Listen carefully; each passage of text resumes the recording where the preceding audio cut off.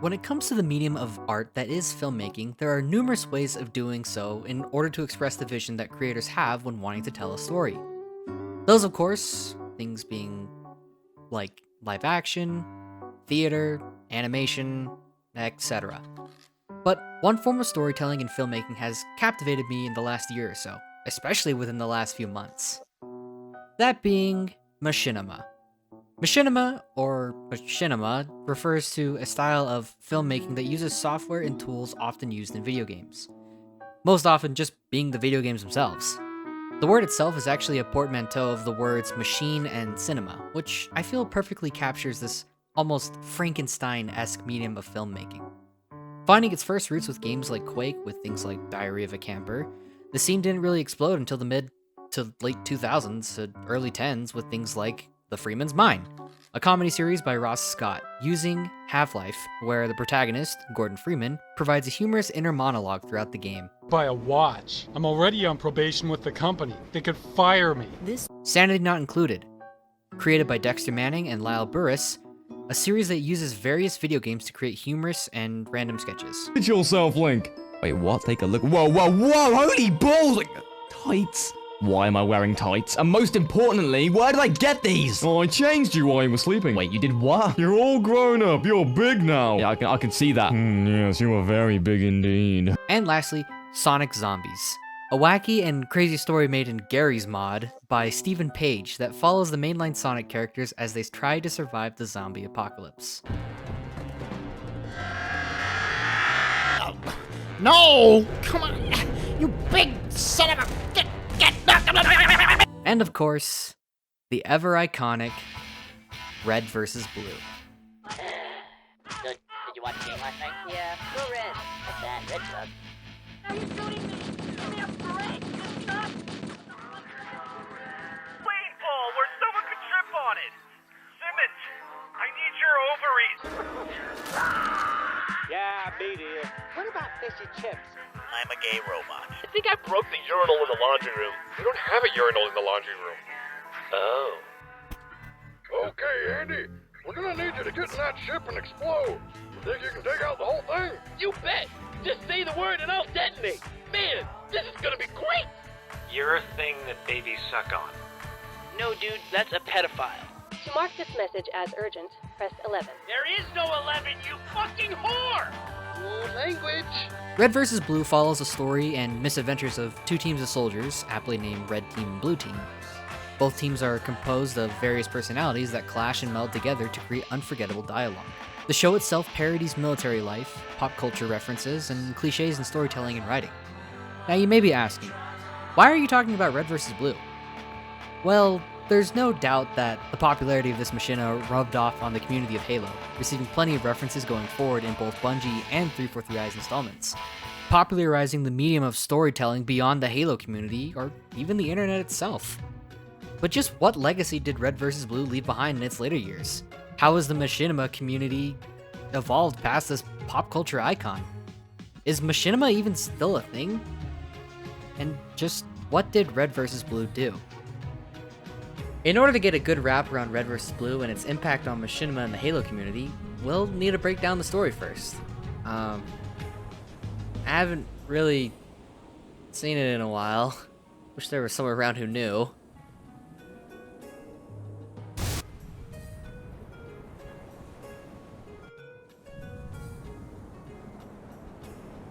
Hey, maybe I could lend a hand. Whoa! What? Hey, how did you get here? Turns out, ghosts are pretty good at being jet skis.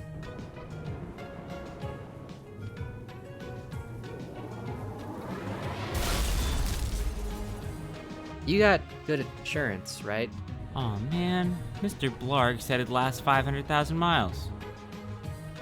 Well, since you're here, take it away, Spiral. In the meantime, I better slip into something more comfortable.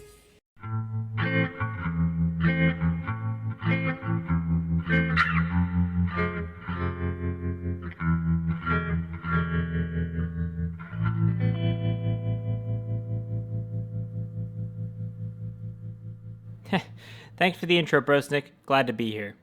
So, y'all wanted to hear about Red vs. Blue? Well, as your resident semi-expert on the topic, I'll do my best to give you a quick rundown on the entire series story. Here we go. So to start, we have your main characters. On the red team, you got Sarge, Griff, Simmons, Donut, and Lopez. On the blue team, you have Tucker, Church, Tex, she's kind of a freelancer but hired on to the blue team, Caboose, and Sheila. And you also have Doc, who's on neither team, but he's not into the show until season 2. You also have several major and minor characters that show up later but aren't a part of the core cast, like Andy, Wyoming, York, and yada yada. You get the idea. I'll introduce important characters as we go. So to start, you get these idiots in a canyon just locked in the stalemate. Neither will take the first shot because neither want it to be their last. Well, everything kicks off when Donut accidentally steals the blue team's flag due to a prank. On his way back, he's intercepted by the blues, but after is rescued by the reds. And in the end, Caboose drives Sheila to try to stop the fighting, only to end up getting Church, the guy on his own team, killed. Was that too fast? Well, they only got a short amount of time, so you gotta keep up. Basically, Donut takes flag, blues stop him. Red stop the blue stopping him. Caboose stops the red stopping the blue stopping him. Church dies. So, the blues need their flag back, so they hire a freelancer named Tex. Church comes back as a ghost to tell them not to let Tex help, but they don't give two shits about Church's warning and they let Tex help anyways. Tex blows up Donut, but then gets some heavy karma in return. Turns out Tex had an AI in her head, and by killing her, it released the AI into someone else. It infected Caboose for a bit, but got especially comfortable inside of Doc when he arrives. Doc gets a multi-personality disorder from having Omega, that's the AI, in his head for so long, and turns semi-evil. At least the Omega portion of his head did. So Tucker learns the Reds and Blues are the same.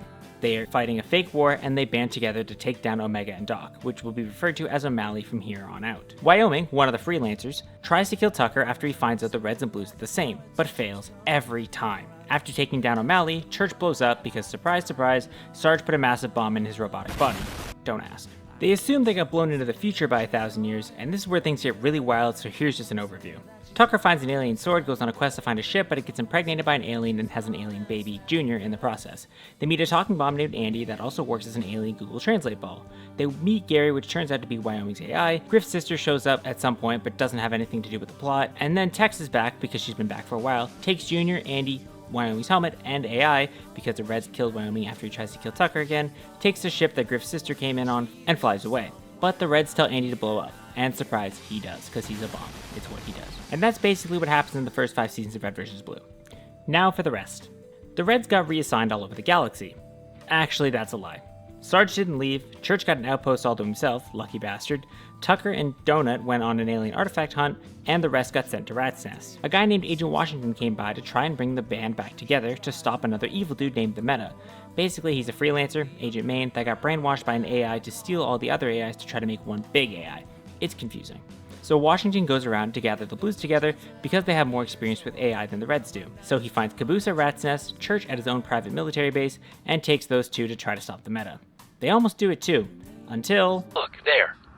Come on. Quietly. Yeah, okay. Hey, do you hear something? No? Wait, yeah. What is that? Music? What? Oh. It's Red Army! And nothing's gonna stop us now! Yeah, the Reds show up and make a whole muck of the situation. After some convincing, the Reds join Wash and the Blues to stop the Meta for good, and to take down the whole project in the process. They go to Freelancer headquarters to where it's revealed Church is the Alpha, basically the father AI that all the other AIs were fragmented from. We learned the director of the whole project tortured the Alpha, causing it to have a multi-personality disorder, and then harvested those different personalities into their own fragments and AI. These fragments are purified, compartmentalized emotion. And Church was the main AI that was tortured and harvested. How do you think the Reds and Blues took all this information? You're right. They didn't give a fuck. They just wanted to go home, which, you know, is fair. After not giving a fuck, though, suddenly Church gave a fuck and went with Washington to put an end to the project once and for all. Church stalled the Meta long enough for Washington to release an EMP and take down the whole project, killing all the other AIs in the process, including the Alpha. Wait, EMP? Do you mean an EMP? Please. Anyways, the Reds and Blues were obviously rewarded for taking down Project Freelancer. They were given a new command and shiny new bases. Caboose got his own place, and the Reds got their own. What did Washington get, you ask? Prison time! That's right, Washington went to jail, yet the Reds and Blues got basically brand new everything. Kinda strange, is it not? Oh, and I almost forgot. Caboose was supposed to give the last AI fragment to the UNSC as evidence of what the project did. However, he decided to keep it for himself. This was the Epsilon fragment, or the memories of the Alpha. Also, the director of the project was later revealed as Dr. Leonard Church. It's hard to explain in a short amount of time, but basically all the AIs were based off a human mind, and the Alpha was based off the mind of the director. So in the most basic terms, the Alpha and the director have the same mind. Well, they did until the director tortured himself in AI form. So back to the Reds and Blues. Caboose took this AI fragment and tried to make it a new body, but no dice. Donut arrives with a message from Tucker saying he's in trouble and needs help. So Caboose, Sarge, and Griff team up to go find Tucker, while Donut, Simmons, and Lopez stay back and watch over the new bases. After finding Tucker, it turns out he was part of this excavation team looking for an alien artifact, but some other randos came by, killed everyone but Tucker, and were looking for the same artifact. Can you guess who finds the artifact? That's right! It's Caboose. He transfers Epsilon into the artifact, and boom, Church is back from the grave. Kind of. The AI acts and even later looks like Church, but the original Church died in the command center with all the other AIs. This new AI is just a fragment of Church, with all the memories of it being tortured and shit. But those memories are all locked and he can't unlock them, at least for a while. So the main dude from the new excavation site is pissed that they found it and tries to steal it, but he dies. Oh, Lopez and Donut died too because Wash makes a deal to find the Epsilon unit in return for his freedom from prison. He teams up with the Meta to try and find it, so he kills Donut and Lopez to get information out of Simmons? I'm not sure, I don't think his plan was fully thought through. Moving on to Season 8. Washington and the Meta interrogate Simmons and Doc. They know nothing. Sarge and Griff come to the rescue, causing major property damage. What is that noise? Do I hear a... Car! Rescue Simmons and leave. Blah blah blah, Tex comes back. We just wait for the door to open.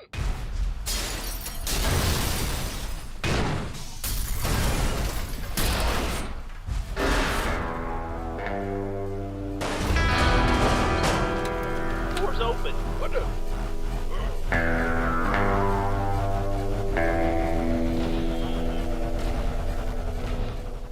Okay.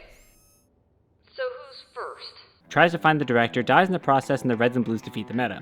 Oh, and Church gets stuck in the memory unit looking for Tex, not because he's a good person, but rather because they used to date and he wants her back. So, after spending some time in the memory unit, Church learns to let go of Tex once and for all. Because he was so obsessed with Tex in his previous lives, those being the Alpha and the director, he made copies of his dead wife several times over.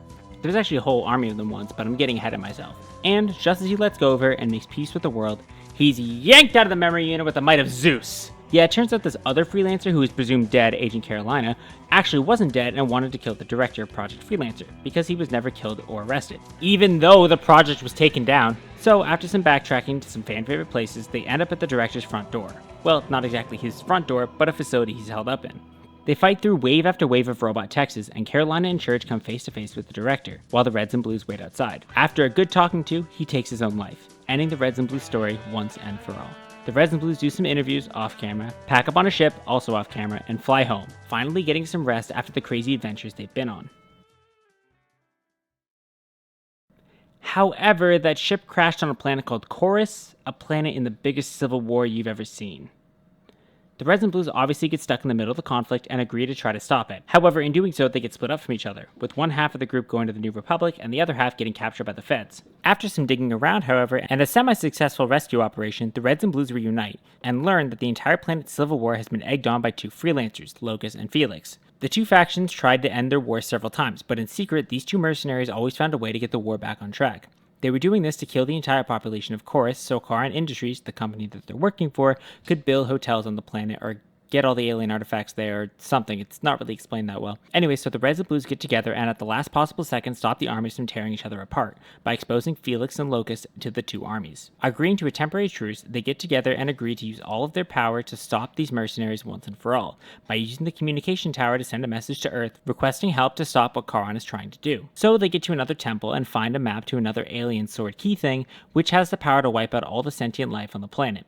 Oh, buzzkill. And when they try to get the sword, Felix gets a hold of it and heads straight for the Purge Tower, the thing that wipes out all sentient life. It's called the Purge, just FYI. Wash and Carolina are already there, however, and fight them for a good 10 minutes, until some of the members of the New Republic are able to use the tractor beams, which are also on the planet, and crash the mercenary spaceship into the Purge, killing all on board and destroying the tower.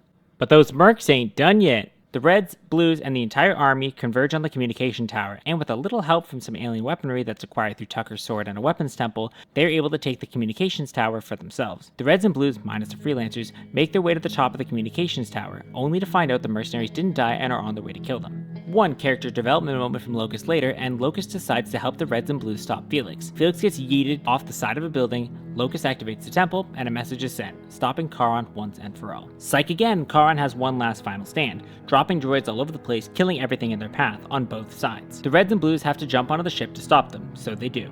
They get into the ship and stop the droids, only to be cornered in the chairman's trophy room. The chairman is like the leader, the CEO of Charon Industries. With no other way out, Epsilon reveals that inside the trophy room, the meta suit is there, with all the armor abilities from Project Freelancer. And with Tucker being the best soldier there, he dons the meta's armor. Tucker? Take off your helmet. However, Epsilon knows that it won't be enough to stop Charon, so with one last leap of faith, Epsilon fragments himself, using the fragments he releases to run the suit at full capacity, in hopes it will be enough to stop Charon's forces from killing everyone. In the end, Epsilon sacrificed himself to save the rest of them. He had faith, and hopefully that was enough. That's the end of the story that we know. There are other seasons that involve AI gods, time travel, Jenkins or Gankins, and a season where Tucker's manipulated by the AI fragments Epsilon left behind. There's also Zero, but we don't talk about Zero. But in the end, those were all simulations ran by Epsilon to see the future in a way. We can believe the simulations were canon, but we will never actually know. In the end, we just have to have faith. Ain't that a bitch? Jeez, you kinda got emotional at the end there, eh? Yeah, well, you gotta add some drama. Make a recap interesting, you know?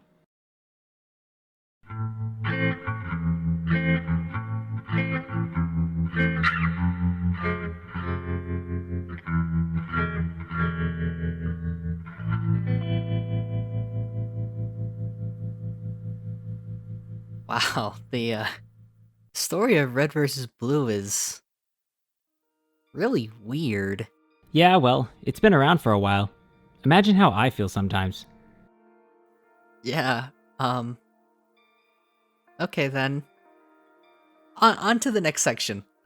As we all know, Red vs. Blue is in fact a machinima. The games utilize the Halo series for its creation, using assets, player models, and maps to film.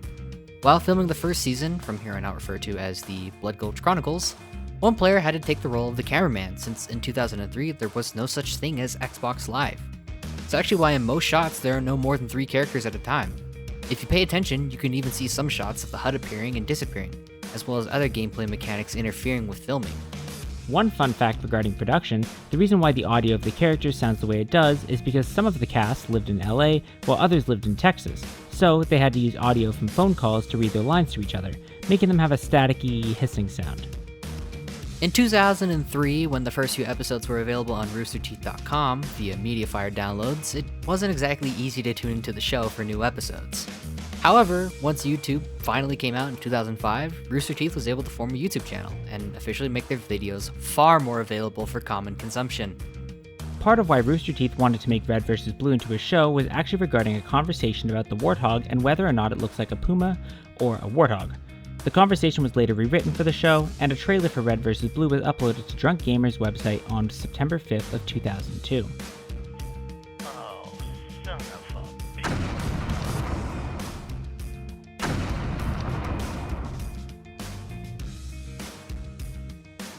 With the introduction of Halo 3, along with the previously established Xbox Live, production was able to skyrocket in quality, using Halo's now built-in theater mode to film scenes and Forge to build those scenes. The biggest step up was during Season 8, the first case of Rooster Teeth introducing 3D animation properly, thanks to the help of the late Monty Ohm. Originally starting with just Ohm as the only animator, then moving to a small team of animators after Season 8, shots were made in programs like Poser, Autodesk Maya, and even Unreal Engine. Rooster Teeth's animation team later began to grow and prosper, eventually taking on more projects, including one of their most popular shows, RWBY, created and spearheaded by Ohm until his passing in 2015. According to an interview with Red Bull of all companies, when asked about tricks they used for filming, Gray Haddock actually responded with this. Microsoft and 343 Industries are going out of their way to be sensitive to Rooster Teeth's machinima needs, so with every game they put out, they'll reach out to Miles and company and ask how the last build went and what they could do to polish things up a bit. For the most part, this is where notable changes had passed. Rooster Teeth by now was a full-on company and were treating RVB as more of a commercial product and traditional television series than just a simple YouTube series nowadays. Having table talks, full-on writing personnel, animation divisions, and even a full-on machinima station of numerous Xboxes linked together. The Xboxes were divided up into one for Red Team, one for Blue Team, and one for Extras, and a parent Xbox hooked up to the capture software. The animation team were using a bigger scale motion capture studio and were now able to build better sets for the characters and choreograph scenes in a much better way. Some of this stuff is actually quite cool. If you haven't seen any of the videos regarding the animation behind Rooster Teeth's projects, I really think you should. It's really worth a watch. But the scene that you were talking about before was actually where director appeared in the shot. That was when Caboose was knocked out. Yes. And so the thing that people talked a lot about was who knocked him out. It's when Meta discovers him, and we had the director kind of moving out of the shot, and people thought because the person was moving too that it was a character in there, but it was just an honest mistake. Just an honest mistake. We have a few of those. Dishonest ones too. So, there you have it. That is the entire story of Red vs. Blue broken down, as well as a few fun details about production and a little bit of behind the scenes regarding Rooster Teeth and how they made the show. Now if you couldn't tell, there's still a lot left in this video. And if you guys are new around here, first of all, welcome, hi. And second off, let me introduce you guys to some amazing people that I got to interview for this video. Now, I realize I am a bit of a small channel, so getting a hold of team members of Rooster Teeth might be a little bit difficult. So instead, I decided to do what I do best. Hi, I'm Brosnick, and I interviewed the Machinima community. I reached out to a couple creators and was able to get a hold of them for this video. So yeah, that's actually really cool. So allow me to welcome Past Brosnick, as well as the Slimed Artist, the Moonlight Ninja, Derelict Country, Aquifer Unknown, and Boomerang. Hello? Hello? Hi there. Hi. Let's see, I guess I'll do a quick introduction for myself. Hi, I'm Brosnick. I make YouTube videos, and yes, right now I'm currently working on collecting a couple interviews for a upcoming video project I've got going on, and you've had a look at the questions. Yeah.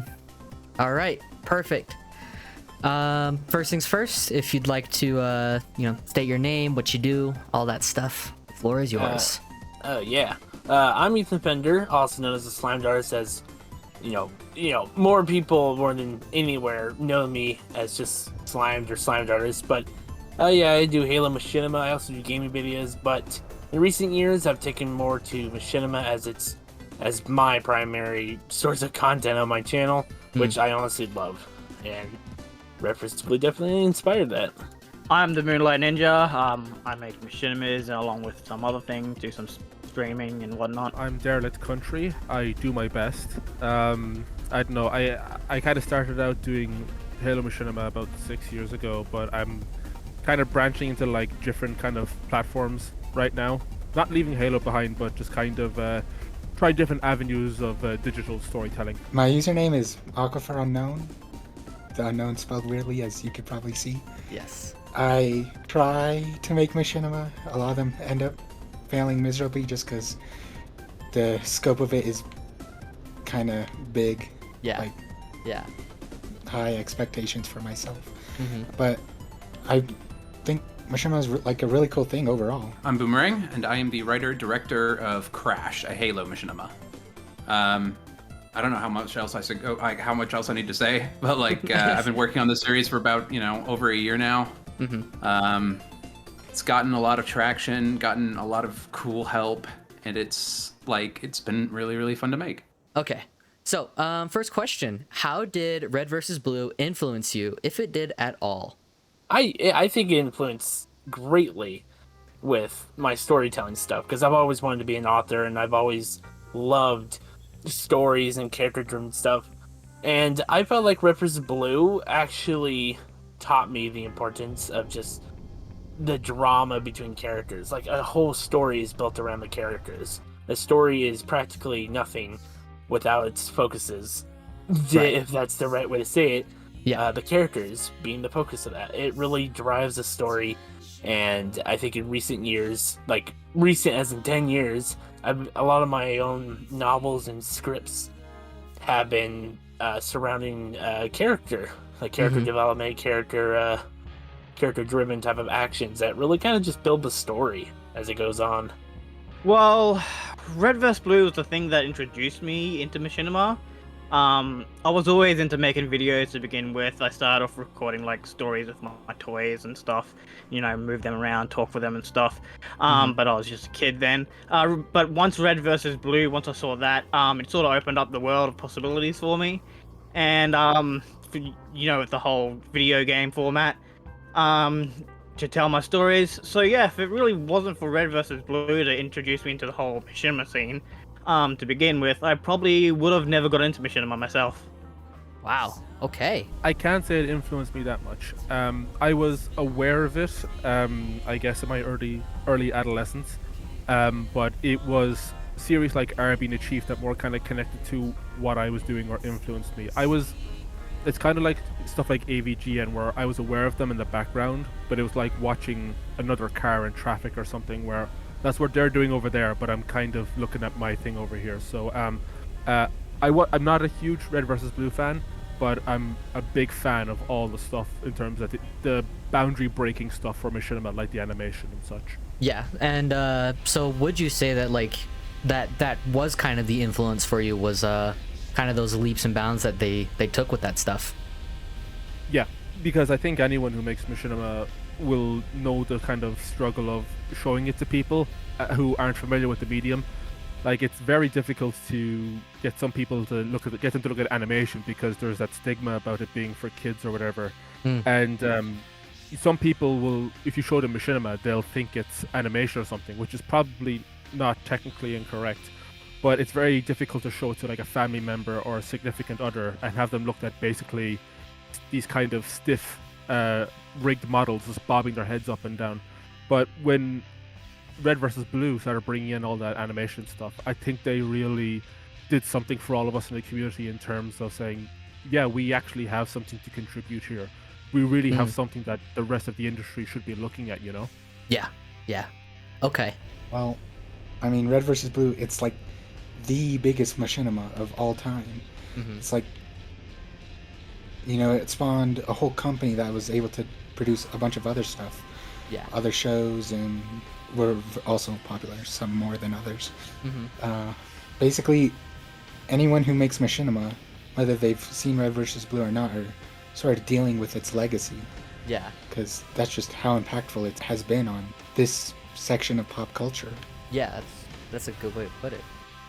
Oh, Red vs. Blue had a massive influence on me as a creator, and just in my life in general. I found Red vs. Blue. I don't want to say for certain, but I think I found it around the start of season 4. I think. Actually, it may have even been a little later. It's been a long time. But Red vs. Blue and Rooster Teeth, by and large, was just such a huge influence on me. I have a video in. It's called A Modest Eulogy for Rooster Teeth, and I kind of talk about the emotional significance of them as a company for me in my own personal life. But my goodness, I mean, they weren't the only ones, but they were huge. Red vs. Blue is something that is like a core memory for me. Right. Okay. And I know this is going to be a little bit of a tough one, but how has your passion for Machinima developed past or alongside Red vs. Blue? I don't know. Really, past, I can't really say anything more than that, because again, it did inspire more of my character-based elements with my stories and all that. But I don't know. I think it's alongside of it fairly well. I can't really say it has done much. My passion for Machinima, though, has definitely explored more into like the multiverse and time travel, which obviously Red vs. Blue itself did in fact explore in its later seasons, which I know it's not as like a popular opinion, but I absolutely adore the Shiznu Paradox or trilogy, the Shiznu trilogy. Yeah, I absolutely love those later seasons. I think it's just really I think it's great. Very cool. Well, I take a lot of inspiration from Red vs. Blue. If you look at some of my content, there's actually a lot of references to Red vs. Blue, or like all the time spread out through it. through my series. I even have a series I'm working on now where my original character is chasing the meta from Red vs. Blue. So that's a thing that's going on, yeah. All and right. I use their whole little AI thing they have going. Yeah, okay, cool. That's an interesting question because Red versus Blue were doing their thing long before I did Machinima, and obviously in the past I'd be remiss if I didn't acknowledge what they've done for the medium. But the question was how it relates to my work, is it? Or what was the question? Yes, how has your passion developed? I don't mean this to be critical of Rooster Teeth, but I think in terms of their more recent work, like with Zero and stuff, obviously people poured their hearts into that. But when I looked at their more recent stuff, it made me realize what I didn't want to do. And that's not saying that it was done bad, but it made me realize where my sensibilities were in terms of storytelling and what I wanted to give to my audience for the fucking 5 people who watch my stuff. I didn't actually see Red vs. Blue until like a couple of years ago, like 2019. Like before that, I only saw a couple out of context clips every now and then. Yeah. I never sat down to properly watch it. Before watching it, I knew what machinimas were and always had like a passive interest in making them, but it wasn't. I just didn't really have the resources to do so until MCC was ported to PC back in 2019.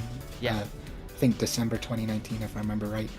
And that really like got the gears turning in my head, and I can make my own stuff. And the question is that has it developed past? I think it's sort of like given me like a love for like experimental filmmaking as a whole, like even beyond just machinima. Like anything weird or unique or cool or stuff like that, it's like I find really interesting, and that's like what I want to do.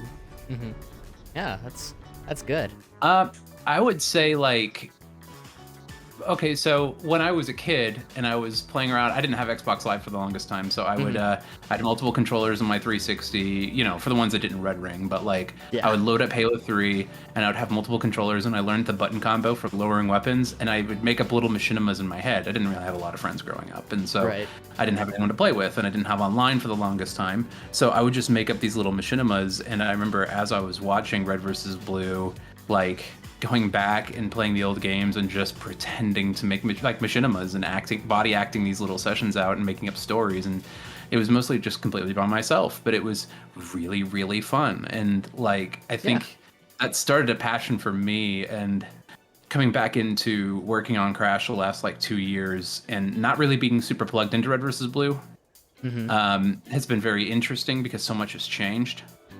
But and I don't want to comment too much about, like, I don't want to speculate because I don't know, right? Like what's going, what happened with Red vs. Blue and with Rooster Teeth. And I mean, I've talked to some people who were behind the scenes, and they were like kind of telling me what was going on. But like for the most part, I think the beautiful thing about Machinima is I think there's a huge space for it, and I think that the audience I've cultivated for Crash is kind of proof of that. But like there's so many people who are working on so many great little machinimas, and I kind of hope we're at the start of a renaissance for it. And also because it's not like it's funny that even though Machinima's been around for a long time now, because it's amateurish, that sounds negative when I say it that way, but I think you know what I mean, right? Like because it's indie focused for the most part. Yes. You get a lot more niche humor and writing styles that I think are like that are really fun and experimental, and you just don't get that with bigger productions on like studios and things like that. You know what I mean? And so there's a lot of it's very unfiltered. Yeah, and that comes with, I mean, sometimes you'll get stuff that's a little rough, and sometimes it's stuff that doesn't age well. But I think part of the beauty of it is just that it is this sort of unpolished diamond. And that's kind of the fun of it, because like I think the biggest part is when dudes are like, if you watch Machinima and it looks like this was really fun to make, you can feel it. and it's kind of infectious. Do you know what I mean? Yes. Like, yeah, absolutely. they were having so much fun, and I think that's what a lot of content creation online now is missing. All right. I think we kind of meandered way away from the question. I apologize. You're good, man. You're good. No, you're good. All right. And then this moves on to our next question. What would you say is one of your greatest strengths as a creator? Not just Machinima, but a creator as a whole.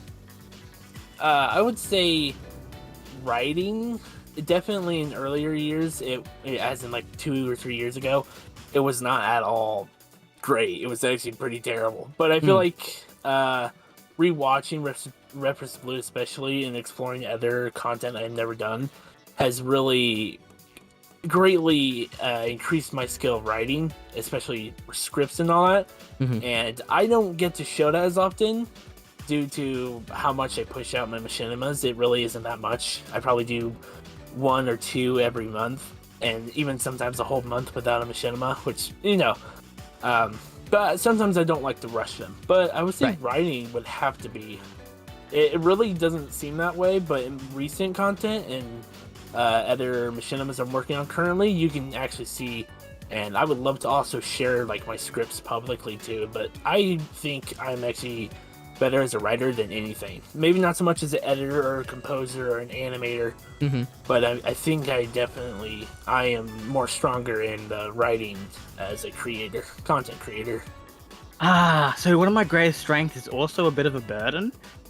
It's my ability to come up with a bunch of stories, but the problem with that is I'm always coming up with stories before I finish off old ones. So I have a bunch of series that are like halfway through with like the plot's not finished. There's no ending to them. I think this is probably it's kind of a nothing answer for me, but I would say this for a lot of people or anyone who wants to be creative. I think it's nobody can do what you do better the way you do it. So there are tons of people in Machinima who are better writers than me. There's tons of people who are better animators than me. There's tons of people who are better cinematographers, editors, whatever.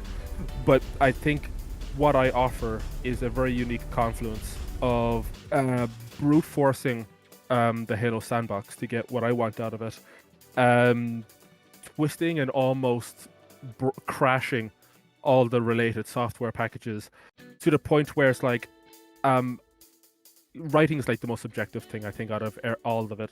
If you think that my writing is shit or bad, you're probably right, but I'll always endeavor to at least give you something that's visually striking to do. It's so hard in Machinima. Just if you're just using the base game and theater, no mods, no animation, no editing trickery, it's very hard to give content that looks left of field from what everybody else is doing. So in every piece of content that I make, I'm always trying to give you something that you haven't seen before in the Halo Machinima experience. Right. My greatest strengths are probably just ideas. Like, I spend a lot of time thinking about my projects and like how I can like improve them and make them better in every way. And honestly, it's probably kind of a bit of a detriment to my projects because I keep trying to like make them as good as possible, and I can never actually get them out. Right. So I always think they're not good enough. I'm tried not to let that stop me, but it's definitely a problem I have. Yeah. But storytelling and all that, it's like a big passion of mine. That's why you, a couple friends, and a copy of MCC. Right. Yeah. The tools are like pretty accessible in terms of like, how to make these kind of short films and these passion projects that people have. Exactly. That's why I think Machinima is like such a cool thing, because anyone can make their own story. It doesn't even have to be set in the Halo universe, even if it's a Halo Machinima. Right. There's like so many like alternate universe Halo Machinimas and Machinimas set like in matchmaking or not even having anything to do with Halo, just using it as a way of telling their own stories. It's really cool.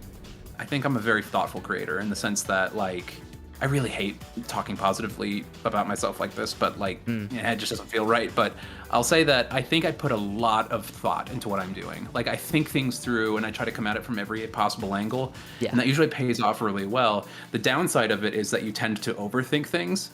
Like you get stuck on things and you overthink it and you get stuck, and it's really unpleasant and kind of like it's detrimental to the creative process. So you got to learn to when to let it go.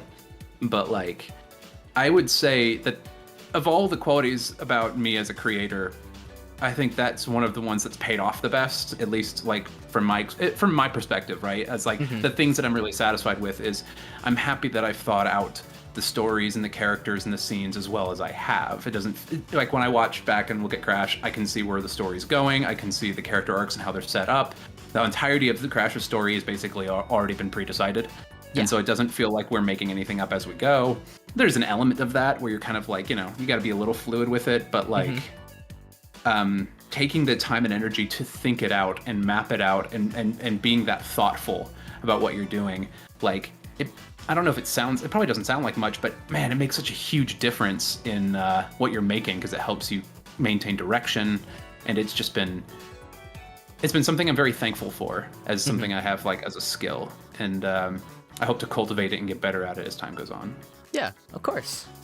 And let's see, last question. Do you have any words or advice for someone wanting to get into machinima making? I feel like a bunch of people have already answered it with this exact same answer. And I think it's just the best way, or not the best way, but the best answer to that question is to just do it. And that's the same like answer to about really anything, like a career in real life, or you know, just going for a relationship you don't think you have a chance with. It's just you just gotta just do it. You gotta have faith. It's not necessarily bad if you just sit and stand around and think about it all the time, because honestly that could help too. But once you start doing it, it starts to make the role the enjoyment and maybe your skill set too. Mine has definitely gotten better over the years, because as the more content I made, I got a lot better with certain elements and practically everything.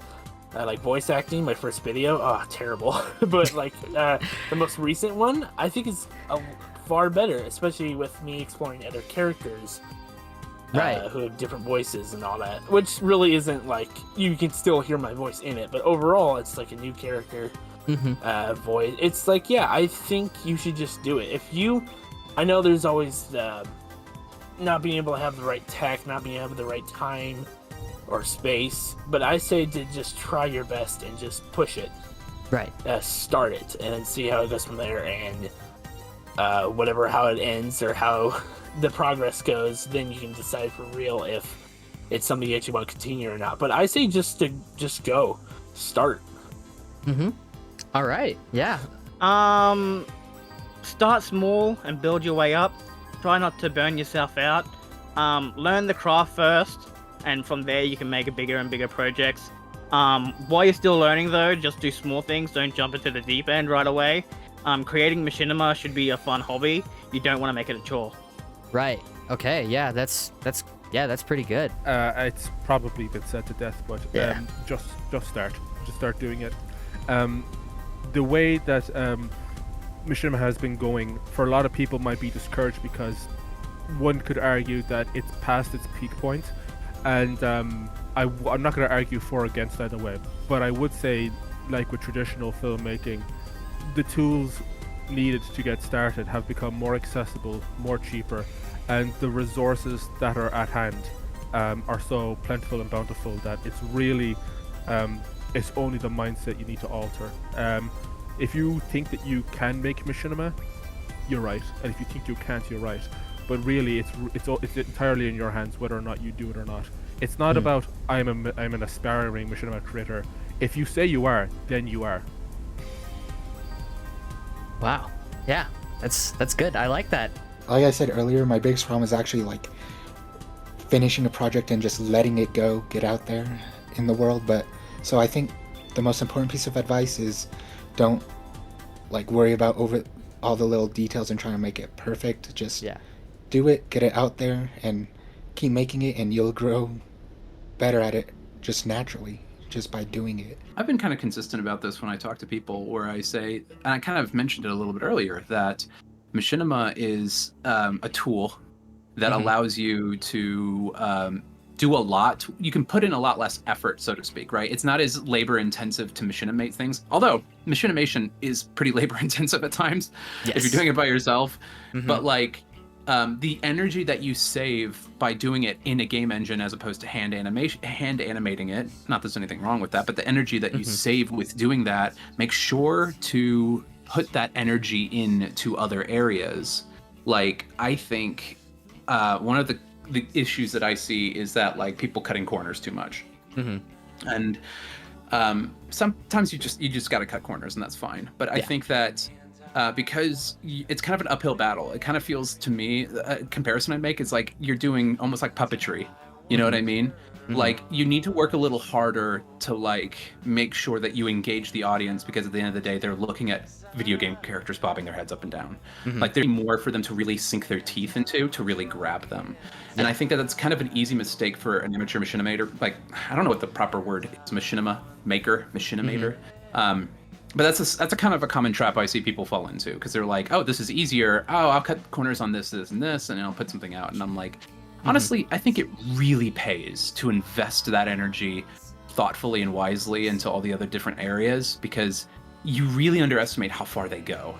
Like, good audio design and good script writing, like, my goodness, it makes such a huge difference. And good cinematography. Like, absolutely, yeah.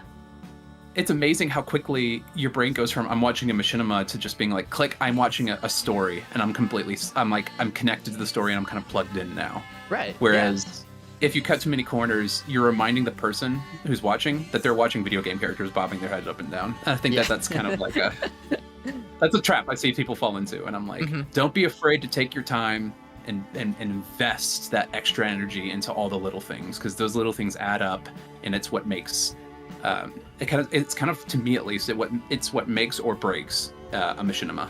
Right. Wow. That was great. Oh my gosh, my voice cracked.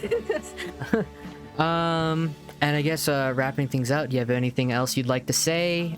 Maybe shouting out a series, shouting out a friend, anything like that? The floor is yours. Oh, that's pretty good, but darn. If I knew that beforehand, I would have came up with something, because I'm not gonna like promote my own series. Oh no, dude, you're fine. You're fine. Take your time. Yeah, so I wouldn't promote mine, but like the series Life is a Table, which I don't know if you've heard, like needs no introduction at all. That series is fantastic, and there's a lot more character-driven based stuff than you think there would be. I would describe it as a shitpost. It's honestly funny. It is. Yeah, especially humor. I would recommend highly to anyone, even anyone that's, especially people who are exploring machinima, should give Life is a Table a watch. It's created by Buck. That's all I really know him as. I don't know if he's known as anyone else, but I just know him as Buck. But I recommend that series highly. It's Halo 3. It's almost all Halo 3 focused. It's on its 5th season right now. It's premiering. Wow. And there's a 6th season work, and there's like a whole other spin-off too. There's a lot. Yeah, just come check me out at Moonlight Ninja. It's spelled with zeros, not O's. Check out Buck and the Slime Artist. There's some pretty good creators out there. And yeah, just enjoy my work. It'd be good to see you over there. Make some comments. I really love comments when people leave those. Yeah, it's a pity that you might not get a hold of someone like Afflict's Life. He's someone who I would have collaborated with very closely ever since I started making Machinima. He's made a series called Oneself, which I really should be paid at this point to plug it. But basically, it's one of the more subversive series that I think I've seen in the Machinima space, in such that it does animation, which isn't new. It does a lot of editing trickery, which isn't new, but in a very unintentional way, it holds a mirror up to the medium of Halo Machinima and almost satirizes it in a way that not even I'm capable of doing. So I would, if you're unable to get a hold of him for an interview, I would like to point people towards Oneself, just because it's a show that'll keep you guessing and kind of keep you laughing in a little way as well. Three things. There's this really cool, currently ongoing Machinima series called The Adventures of Fireteam Zeta. It's one of my favorite currently ongoing Machinimas, and it's created by this guy called Pudgy Hamster. It's like a serious Machinima, but it doesn't take itself seriously, if that makes sense. Right, It's yeah. really fun. Another thing I would like to mention is there's this group project I'm working on, or as part of, called Meta, Multiverse Enforcement Task Force Agency. Yeah. And it's sort of like a collaborative sort of story, not really like one thing, but like everyone creates their own stuff and adds to it, and it's all influences all the other stuff. Like there's all these characters that each of us have made all for it, and it's all these plot lines that are all connected and intertwined. It's really cool. The last thing I want to shout out is my own project called Sid Slips Takes the Fall. It's like this sort of comedy action adventure type machinima, not set in the Halo universe but using Halo 3, and I've been trying to get it off the ground for a while, and either this week or next week I'm going to make a sort of casting call vid to ask for help, so hopefully that gets cool. Yeah, some alright. attention brought to the project, because the biggest hurdle I've had with it is like getting voice actors and body actors for it. Right, yeah. But I think if I can actually get it off the ground, it'd be really cool. Yeah, of course. It's always interesting to hear people talk about like projects that they want to work on. So, heck yeah, dude. Oh man, there's always like a huge list, and it's kind of like I could be here all day if I wanted to mention the work of all the different people who helped me out with the show. Whether it's merch art or like concept art or music. Like Fiend, this guy Fiend, he does some music. We've released some demos on the channel for music that he's going to be making for the show.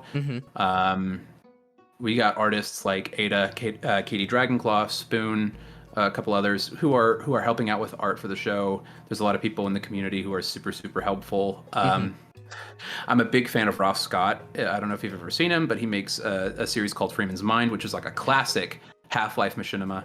I got him on the channel recently, like 3 months ago, to talk about his campaign Stop Killing Games, so you should check that video out and support that if you can. Yes. Man, there's I wasn't prepared. I'm sitting here and it's like it'd be easier to list who I don't want to shout out. Like I'm kind of drawing a blank, honestly. Like I'm just so grateful for the fans and for all the other content creators who have reached out and who are like offering me advice and help and support. And I plan on going up to HCS Seattle this year, and that's gonna be fun to connect with a bunch of people for the first time. Me and some of the cast are going, and so like, yeah, I guess I can shout out the cast because like, my goodness, we were just so lucky. All of the cast members, we got Leo J, Dean, Henry, Trina, JMB, Lorenzo, G, like just the entire cast of the show, of our show Crash, is like we really struck gold with them. Like out of nowhere, we just put a casting call out, and they were some of the people who responded, and like they have been incredibly invested, really friendly and professional, ultra talented and really easy to work with, and super patient and super involved with the community. And some of them never even played Halo before, and so this was like their first foray into the franchise, into the fandom. And it's been super cool to see those connections be built. And yeah, I mean, other than them, I mean, everybody else in the cast and crew helps. They're the only people I could think to shout out, other than my wife Emily, who is the greatest gift I have ever received, and she is amazing. Aww. But yeah, we just celebrated 4-year anniversary yesterday, actually. And Happy anniversary, my friend. Thank you. I'm on vacation right now, from work, and I saw your message. My first response was, "Oh shit!" Like I forgot, and so I scrambled up the stairs and like turned my computer on and set everything up, and I was like, I didn't think through these questions. I'm gonna just I'm gonna Wing it. freestyle. And, yeah, I'm gonna wing it. Thank you. Yeah.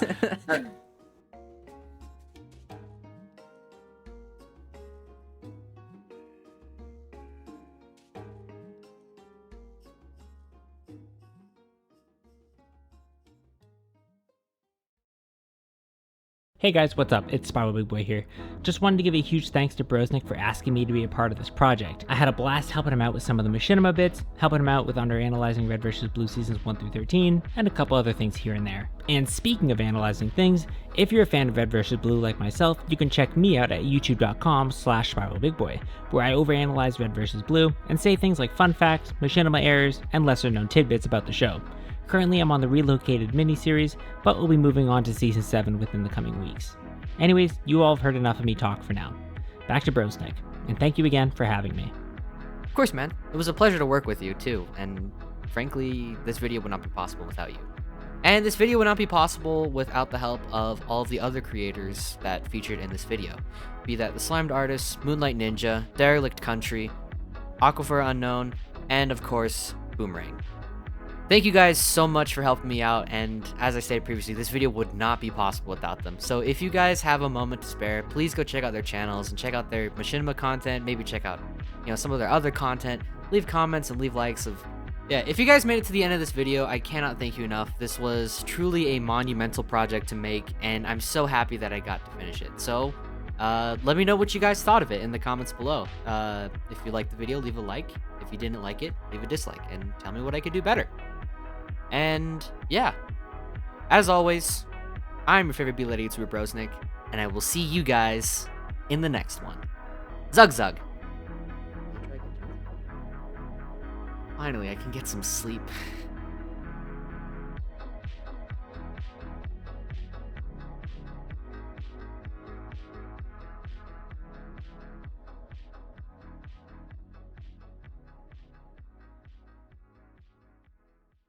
My cat's in the outro. Say hi, Jeets. Say hi. Say hi. Why don't you want to say hi? Why? Why do you not love me? Why are you so weird, dude? Oh, shoot, the outro. What was I saying? Hey, yeah? You ever wonder why we're here?